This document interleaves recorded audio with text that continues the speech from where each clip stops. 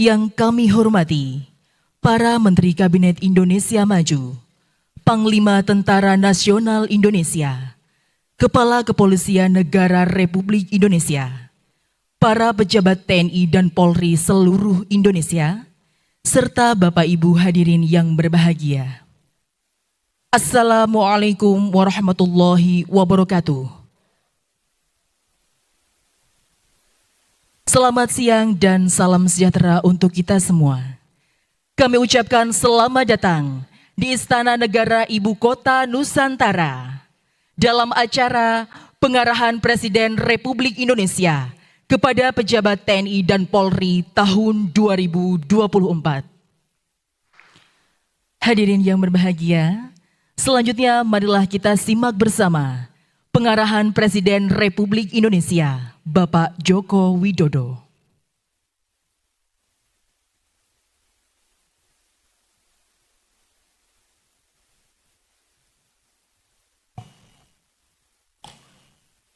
Bismillahirrahmanirrahim. Assalamualaikum warahmatullahi wabarakatuh.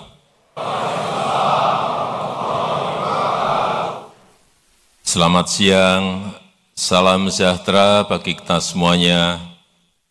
Shalom, Om Swastiastu, Namo Buddhaya, salam kebajikan. Yang saya hormati Presiden terpilih Republik Indonesia tahun 2024-2029 dan sekaligus Menteri Pertahanan Republik Indonesia, Bapak Jenderal Purnawirawan Prabowo Subianto.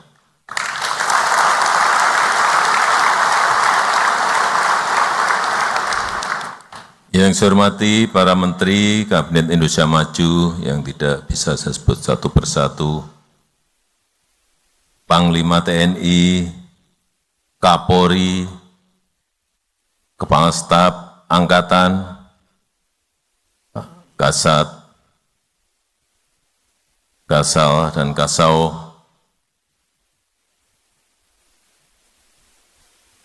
para pejabat TNI dan Polri dari seluruh tanah air Indonesia, Bapak Ibu hadirin dan undangan yang berbahagia. Saya melihat yang hadir di sini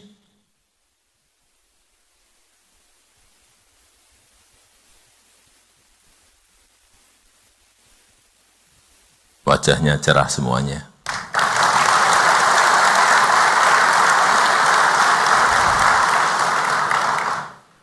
Selamat datang di Ibu Kota Negara Nusantara.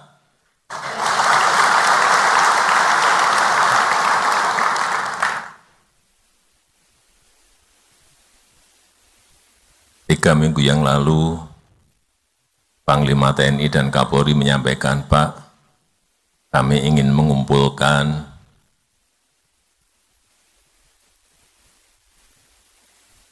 Pangdam, Kapolda, Danrem, Dandim, dan Kapolres dari seluruh tanah air.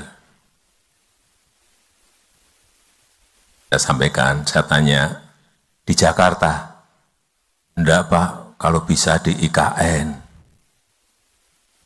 Kenapa harus di IKN? Karena, Pak, banyak yang belum tahu Pak, IKN.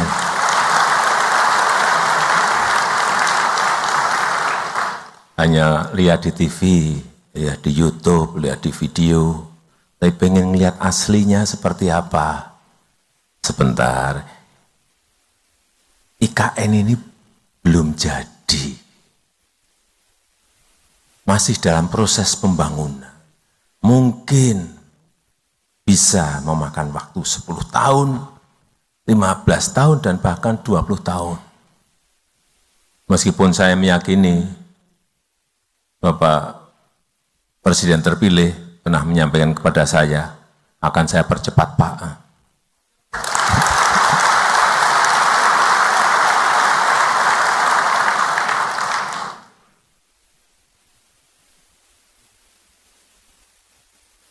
Bapak Ibu, kenapa saya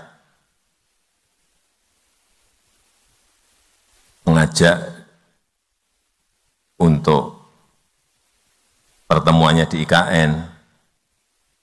Yang pertama memang saya ingin saudara-saudara semuanya melihat IKN. Melihat progres kota masa depan itu seperti apa. Melihat semangat transformasi itu seperti apa. Agar apa? Agar semangat transformasi yang ada itu bisa Bapak Ibu bawa pulang ke daerah, ke wilayah, untuk dikembangkan di daerah masing-masing. Baik, karena di sini gedungnya harus green building, di sini transportasinya nanti harus transportasi hijau, pemakaian listrik yang kita ada sekarang ini juga dari energi hijau, itulah masa depan dunia. Dunia semuanya menuju ke sana semuanya. Dan kita ingin juga menuju ke sana tapi mendahului dari yang lain. Dan kita tahu setiap pemimpin pasti memiliki cita-cita. Pasti memiliki visi. Pasti memiliki mimpi besar yang ingin diraih. Misalnya, mewujudkan pembangunan Indonesia sentris dalam rangka pemerataan dan keadilan.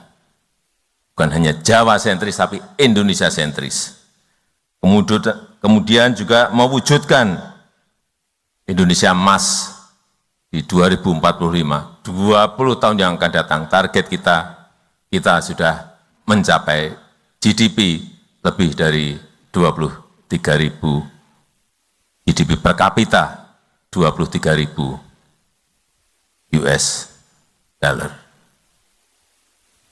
Untuk apa? Mewujudkan Indonesia Emas 2045 untuk kemajuan dan kemakmuran bangsa. Dan di mana untuk menggapai itu tidak jarang kita mempertaruhkan banyak hal. Karena keputusan besar apapun itu pasti ada resiko, pasti ada tantangan. Dan Bapak Ibu sebagai pemimpin, sesuai dengan tugas dan wewenangnya, sesuai dengan jenjang kepemimpinan di TNI dan Polri, dalam lingkup baik kabupaten, kota, provinsi, maupun nasional, ya harus berani memutuskan, berani mengambil langkah, baik langkah kecil, langkah besar, mau langkah sedang, semuanya harus berani untuk hal-hal yang berdampak besar bagi negara kita. Mulai dari kabupaten, kota, provinsi, naik ke atas. Menjadi sebuah agregat nasional. Dan juga perlu saya sampaikan bahwa kepindahan IKN, Ibu Kota Nusantara ini bukan sekedar pindah gedung, bukan sekedar pindah istana, bukan sekedar pindah lokasi, atau berubah tempat kerja, bukan itu. Tapi yang kita inginkan, keinginan besar kita adalah ada perubahan pola pikir kita, mindset kita, ada perubahan pola kerja kita, ada perubahan budaya kerja kita. Yang kita inginkan itu, dari yang tidak efisien menjadi efisien, jadi dari yang muter-muter menjadi cepat. Ada target waktu. Dari yang berbelit-belit menjadi simpel dan sederhana. Karena sudah sering saya sampaikan ke depan, negara yang cepat akan mengalahkan negara yang lambat. Bukan negara besar mengalahkan negara yang kecil. Tidak. negara yang cepat akan mengalahkan negara yang lambat. Untuk apa tadi perubahan pola pikir, perubahan pola kerja, perubahan budaya kerja? Ya, untuk membentuk karakter kepribadian Indonesia maju. Untuk membentuk mental bangsa yang maju. Kalau kita enggak mengarah ke sana, sulit kita bersaing dengan negara-negara lain. Semangat ini yang saya harapkan bisa saudara-saudara bawa sekembalinya dari IKN Nusantara. Semangat memperbaiki tata kelola, semangat memperbaiki manajemen birokrasi, baik yang ada di TNI maupun yang ada di Polri, agar TNI dan Polri semakin profesional. Sehingga rakyat makin merasa terlindungi, sehingga rakyat semakin merasa diayomi, sehingga apapun status sosialnya, baik itu pejabat, baik itu pengusaha, baik itu tukang gorengan, baik itu sopir, semuanya merasa diberi prioritas oleh kerja-kerja kita. Itu yang harus selalu saudara-saudara briefing kepada anak buah, agar ada perubahan besar dari cara-cara melayani, tata kelola, manajemen yang ada di lingkup saudara-saudara. Semangat untuk memperbaiki citra diri, semangat untuk memperbaiki citra institusi, agar TNI dan Polri semakin dicintai dan dipercaya oleh rakyat. Meskipun sekarang ini memang rankingnya sudah tinggi, tetapi kalau kita perbaiki terus itu akan bisa naik lagi. Karena seragam yang saudara kenakan itu dampaknya sangat besar sekali. Jika melakukan hal yang baik,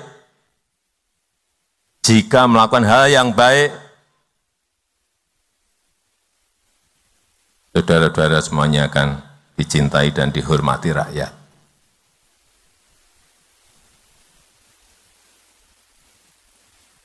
Saya berikan contoh, ini hal-hal yang kecil-kecil tapi menjadi hal-hal yang humanis. Polisi ngambil rapot anak yatim, ini di Bandung. TNI membantu motor mogok seorang ibu di Pontianak. Ini hal-hal seperti ini, hal yang humanis. Polisi membekuk oknum bersenjata di Jakarta. Ini sekali lagi hal-hal yang humanis, di mana masyarakat merasa diayomi dan dilindungi. Dan kalau sudah ada yang ngambil, klik, naik, ini akan menjadi hal, kalau ini tadi yang saya berikan contoh 3 hal tadi, semakin banyak itu dinaikkan akan semakin baik bagi citra institusi dan kepercayaan terhadap institusi. Tapi sebaliknya, jika saudara-saudara melakukan hal yang dinilai buruk, maka dampak negatifnya juga akan besar. Hati-hati mengenai ini. Misalnya, ketahuan atau terlibat judi online. Ada yang terlibat penganiayaan. Ada yang terlibat narkoba. Terlibat pelecehan. Ini akibatnya terhadap institusi juga akan, kepercayaan akan turun. Karena apa? Ya, sekarang ini zaman keterbukaan, kita semua harus sadar, sekarang ini ada zaman keterbukaan.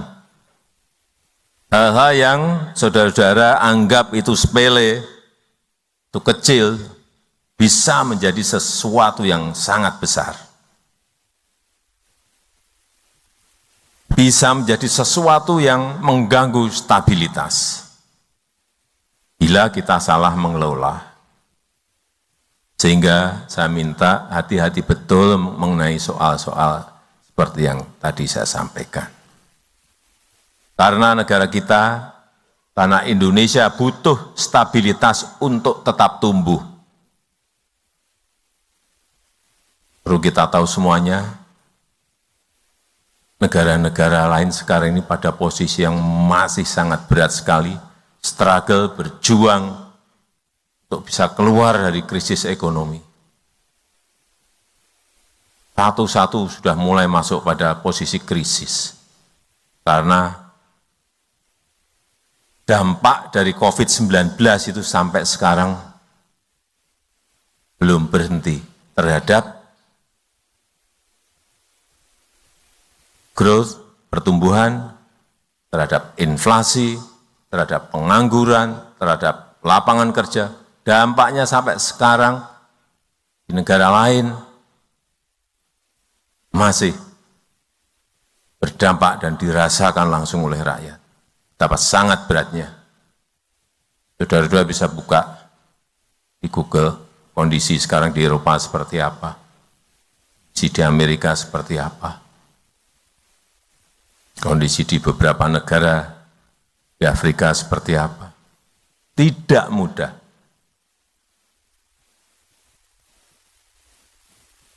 ...96 negara masuk menjadi pasiennya IMF. Sekali lagi, negara kita Indonesia butuh stabilitas untuk tumbuh. Butuh stabilitas untuk melakukan pembangunan. Enggak mungkin negara yang berkonflik bisa membangun, enggak mungkin. Coba aja lihat di negara-negara di Timur Tengah yang konflik. Sudah berapa tahun mereka berkonflik, apa bisa membangun? Tidak mungkin bisa. Nggak mungkin tumbuh dan nggak mungkin bisa membangun.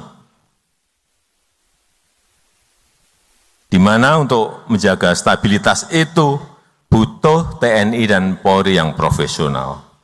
Butuh TNI dan Polri yang dipercaya oleh rakyat. Gagi, apalagi di tengah dunia yang sedang tidak baik-baik saja. Rivalitas, geopolitik yang memanas, perang dagang, perlombaan senjata, menambah ketidakpastian dunia, dan membuat tantangan-tantangan saat ini menjadi sangat kompleks, sulit diselesaikan dalam lingkup global, juga sangat sulit dikalkulasi. Kalau keadaan nggak normal seperti sekarang ini, keadaan global nggak normal seperti ini, sulit dikalkulasi, sulit dihitung. Mau ngitung kurs dolar ke rupiah, sulit. Mau berhitung harga minyak tahun depan berapa atau tahun ini diperkirakan, sangat sulit kalkulasinya. Nggak kayak keadaan normal itu, kalkulasinya selalu hampir tepat, meskipun nggak bisa tepat, tapi hampir tepat. Sekarang ini penuh dengan ketidakpastian sehingga kalkulasinya sangat sulit. Dan saat ini negara kita berada dalam fase yang sangat penting.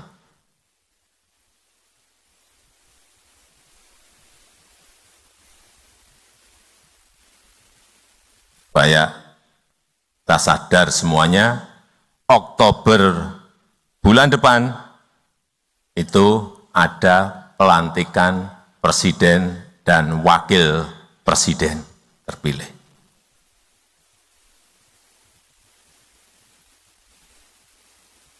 Satu bulan lebih sedikit akan ada pelantikan presiden dan wakil presiden terpilih. November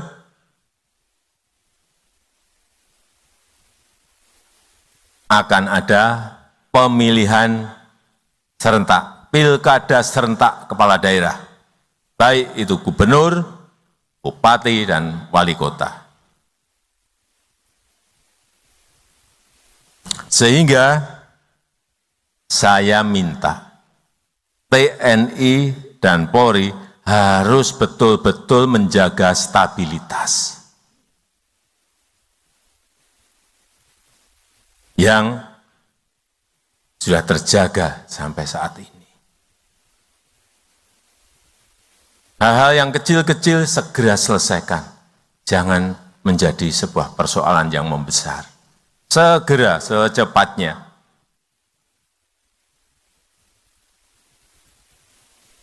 Lagi, sehingga saya minta TNI dan Polri harus menjaga betul stabilitas.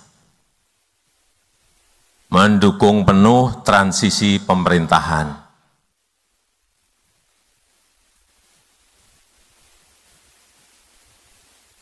Agar mulus, pemerintahan yang saya pimpin akan dilanjutkan oleh pemerintahan baru yang dipimpin oleh Bapak Jenderal TNI Purnawirawan Prabowo Subianto.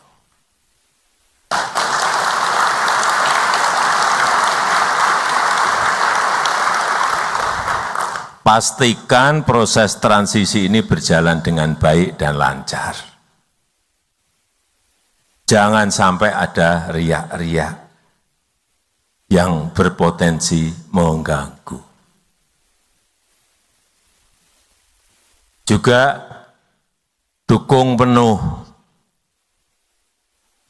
penyelenggaraan pilkada. Jaga netralitas, jaga situasi agar tetap kondusif.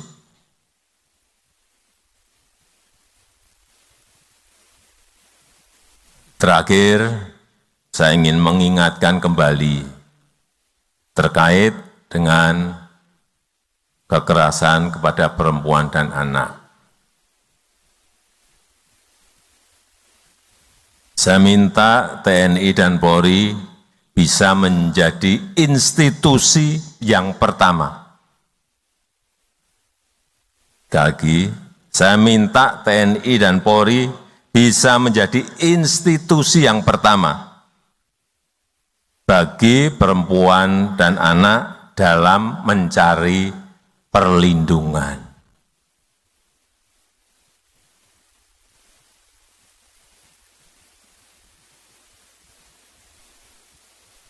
Di dalam pikiran para perempuan dan anak, mikirnya kalau minta perlindungan itu di sini TNI dan Polri. Baik dari KDRT, dari kekerasan seksual, dari kekerasan fisik, dari bully-bulian, dari penganiayaan. Oleh sebab itu, berdayakan yang namanya Babinsa, berdayakan yang namanya Babin Kamtibmas, sebagai ujung tombak dalam pertolongan pertama.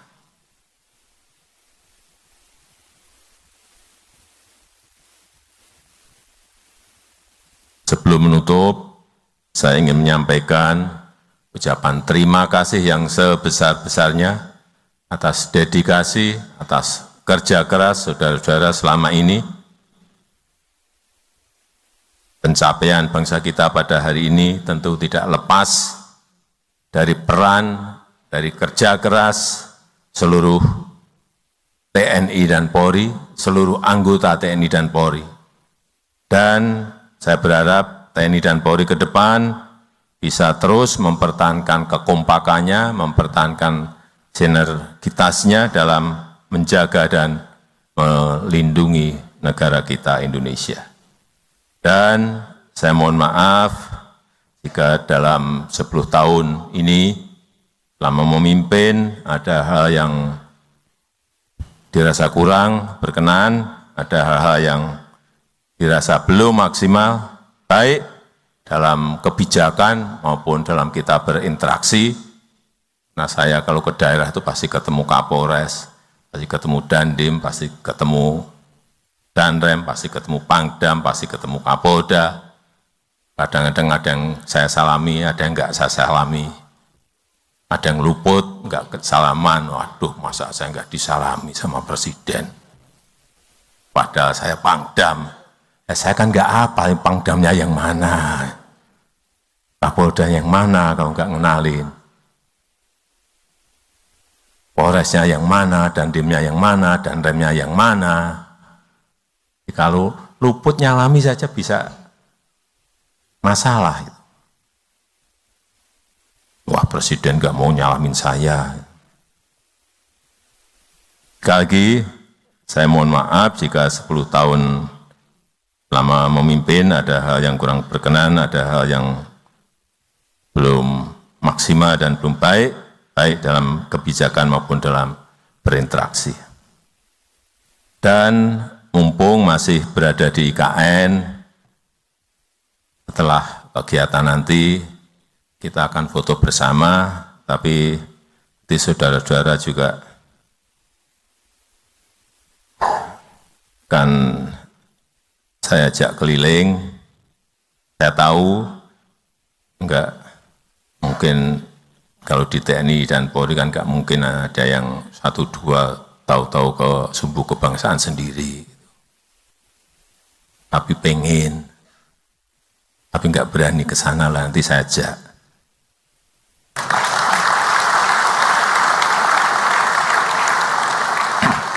Dan saya izinkan Bapak Ibu untuk berkeliling sendiri, untuk melihat.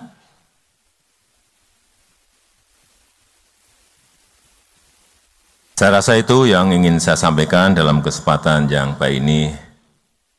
Terima kasih, saya tutup. Wassalamualaikum warahmatullahi wabarakatuh.